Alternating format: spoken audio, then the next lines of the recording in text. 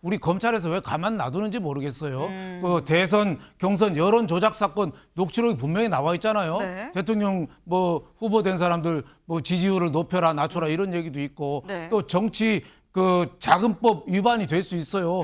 후보들이 여러 가지로 여론조사 시켜놓고 네. 돈을 제대로 안 주고 다른 걸로 주고 했다면은 이것도 정치자금법 위반이거든요. 저는 그 국민의힘이 이 수사로 인해서 타격을 받을 수도 있겠지만은 이왕 터진 거 빨리 명명백백하게 수사하고 해서 다 좀 털어버려야 된다고 생각해요. 김건희 여사 얘기가 계속 나오고 있는 거 아니겠어요? 명태균 씨 발언도 그렇고 이전에 김대남 씨 발언도 그랬고 말이죠. 또 인적사진과 관련하고 십상시 얘기도 있었어요. 김대남 씨 얘기가. 그게 맞다 틀리다의 문제는 모르겠습니다만 아무튼 간에 김건희 여사의 논란이 핵심이에요 지금. 한동훈 대표가 제시한 세 개가 전부 김 여사 관련돼 있는 사안들이고 그다음 대통령실 말이죠. 이미 이제 상처를 완전히 하나도 받지 않기는 어려운 것 같아요. 상처를 어느 정도 감수하고 네. 선제적으로 먼저 뭔가를 까야 될 것 같아요. 그 많은 사람들의 노력으로 그 정권이 재창출이 됐는데 네. 꼭 제가 다 한 것처럼 이렇게 표현이 돼서 네. 네, 제가 좀 너무 죄송하고 마음이 편치 않고요. 네. 지금 용산에 있는 사람들은 제가 왜 그러느냐, 대통령 잘 못 모시고 계시지 않습니까? 네. 또 하나 그분들보다는 대선에 더 일을 많이 했습니다. 네, 명태균 씨 뭐라고 얘기하느냐? 많은 사람 노력으로 정권이 재창출됐는데 이게 다 제가 한 것처럼 표현이 돼서 제가 너무 죄송하고 마음이 편치가 않네요라고 얘기를 했습니다. 네. 굉장히 또 갑자기 낮은 자세를 보였어요. 그래서 라는 생각이 드는 이유. 사실 앞서서는 이렇게 얘기했었거든요. 들어보고 오실까요? 우리 집 여사하고 주고받은 문자는 에피타이저도 아니에요. 그거 10배, 100배도 넘어요. 아니, 사적 통화라며 그럼 공적 통화를 해야지. 체리 따봉 쫙 해갖고, 내가 뭐 했는지. 아니, 대통령실에서 사기꾼이라 하니, 사적 통화를 하면, 그럼 공적 통화 대통령 한 걸 까야 되겠네, 내일. 네. 분명히 앞서서는 불과 뭐 하루 이틀 전이에요. 하루 이틀 전에는 뭐 이게 사적 통화, 그럼 공적 통화 뭐 내가 까지. 뭐 여사랑 얘기한 거 말고 그러면 대통령하고 뭐 체리따봉 이거 내가 해야겠네, 공개해야겠네, 뭐 이런 식으로 당당하게 내가 다 했는데 그랬던 사람이 정권 재창출에 많은 사람의 노력이 있었는데 제가 다 한 걸로 표현해서 죄송합니다. 뭐 이런 얘기를 지금 하고 있어요. 마음이 편치 않습니다. 이런 얘기를 지금 했어요. 최찬일 교수님. 갑자기 왜 이렇게 바뀐 것이냐? 왜일까요?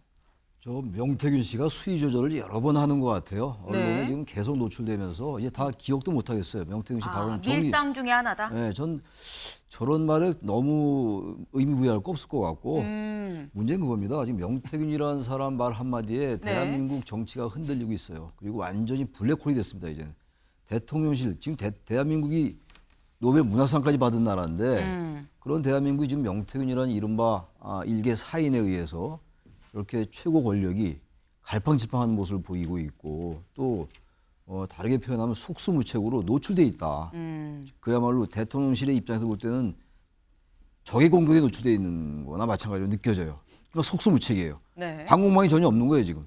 남은 저쪽 미사일 쏘는데. 네. 그 대통령실 이제 언제까지 이 명태균 씨의 말에 이렇게 소극적으로 대응하고 수위 조절할 거냐 이렇게 볼 게 아니고 네. 지금 이럴 때가 아니라 김건희 여사 얘기가 계속 나오고 있는 거 아니겠어요? 명태균 씨 발언도 그렇고 이전에 김대남 씨 발언도 그랬고 말이죠. 또 인적사진과 관련하고 십상시 얘기도 있었어요. 김대남 씨 얘기가. 그게 맞다 틀리다의 문제는 모르겠습니다만 아무튼 간에 김건희 여사의 논란이 핵심이에요 지금.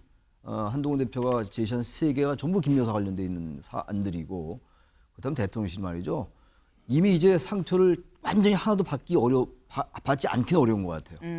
상처를 어느 정도 감수하고 네. 선제적으로 먼저 뭔가를 까야 될 것 같아요. 그래야지 불안하지 않겠어요? 불안할 것 같아요. 뭔가 지금 잔뜩 많은 문자도 하고 통화도 한 것 같은데 2,000개 얘기도 하고 200개 얘기해도 그건 완전히 선택적으로 명태균 씨한테 달려 있는 거 아니겠어요?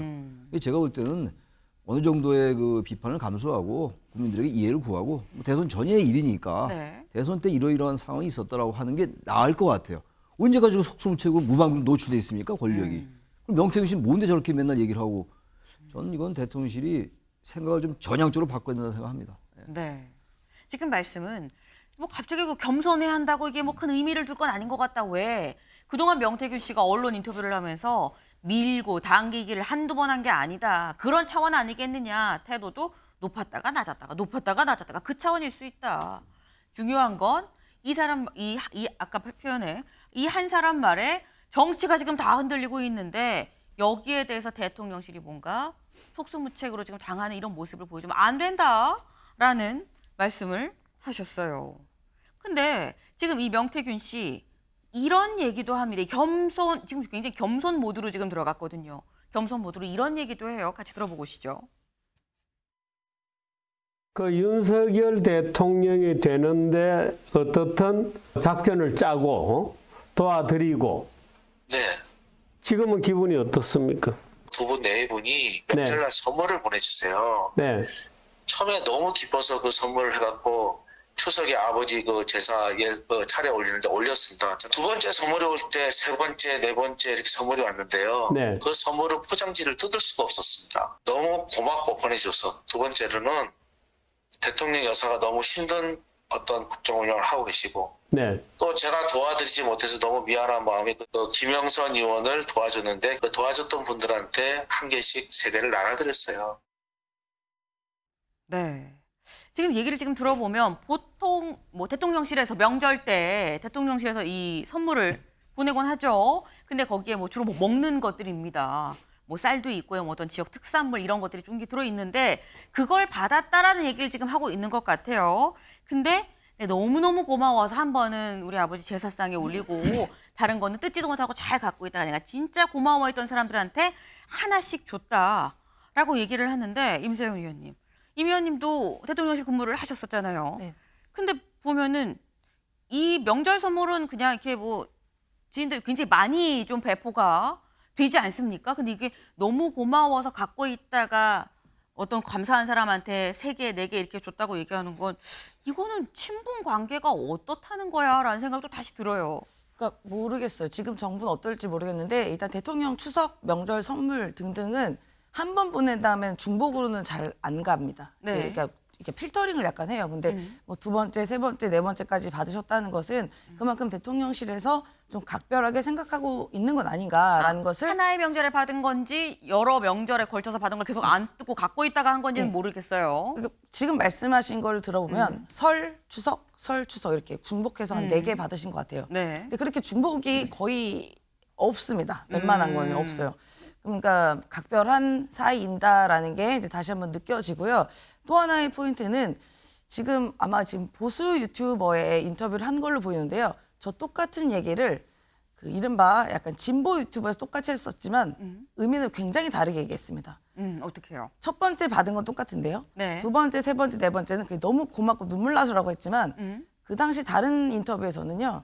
지금 국정 운영을 너무 못해가지고 도저히 내가 뜯기가 싫었다고 얘기를 합니다. 아하. 예, 그래서 지금 제가 좀 의아한 지점이 약간 있었거든요. 네. 그러니까 뭐 어느 순간마다 말씀이 어떻게 달라지는 건지는 모르겠습니다만 확실한 것은 명태균 씨와 대통령실 혹은 뭐 김건희 여사일 수도 있고요. 관계는 돈독했다라는 것이 느껴지는 지점이 분명히 있는 것 같고요. 지금 어떤 면에서 틀어졌는지 왜 다시 회복했는지 어느 지점에서 그러는 건지는 확인을 해봐야겠습니다만 안타까운 일인 것이죠. 왜냐하면 지금 명태균 씨 같은 경우는 지금 어떠한 권한이 없는 사람 아닙니까? 그 권한이 지금 제가 말씀드린 거는 지금 어떤 지위가 있지 않고 그 당시에 대통령을 도왔을 때도 지위가 없던 분이 왜 이렇게 아직까지도 연결이 돼서 흔들리고 있냐. 근데 그게 왜 국정 운영이 마비될 정도로 이렇게 어지럽히냐. 이거는 사실 국정 농락에 가까운 수준 아니냐. 그럼 결국 불행한 것은 거의 국민입니다. 지금 국민 해결될 일이 너무 많은데 지금 이 논란을 계속 이어나가는 게 과연 맞냐라는 그런 안타까움이 있는 지점인 것이죠. 이건 대통령실에서요. 철저하게 알아보든가 뭐 색출을 하든가 뭔가 해야 되는 조치가 필요하지 이렇게 애매모호하게 지나가면 안 되는 영역 같습니다. 네. 네. 지금 말씀은 뭐 어쨌거나 선물을 명절마다 한 4번의 명절에 걸쳐서 받았다고 하면 그거는 친분이 분명히 있다는 것 같다. 다만 선물을 뜯지 않은 거에 대해서 다른 데 가서는 너무 국정 운영을 못해서 꼴 보기 싫어서 안 뜯었다라고 얘기하더니 여기에 와서는 또 아, 네, 너무 감사해서 차마 뜯지도 못했다. 라고 말이 좀 다르네라는 점도 같이 좀 지적을 해주셨어요. 근데 처음에 명태균 씨가 이렇게 뭔가 폭로를 좀 시작을 하게 된 어떤 게 김재원 최고위원 얘기를 하면서 당신 때문에 지금 보수 다 망할 거야 라고 하면서 다 이렇게 공개를 했었죠. 근데 요즘 김재원 최고위원이 언론 인터뷰를 원래 굉장히 많이 하시는 분인데 언론 인터뷰를 잘 안 하고 있습니다. 근데 어제 SNS에 이런 글을 올렸어요.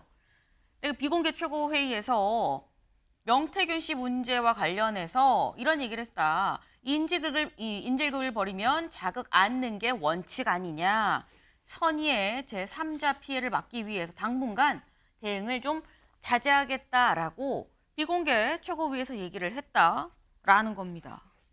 그럼 지금 뭔가 막 분노해서 막 저돌적으로 질주하던 명태균 씨가 태도를 바꾼 게 혹시 윤영걸 대표님, 김재원 최고위원이 자극하지 않아서 약간 캄다운되고 있는 걸까요?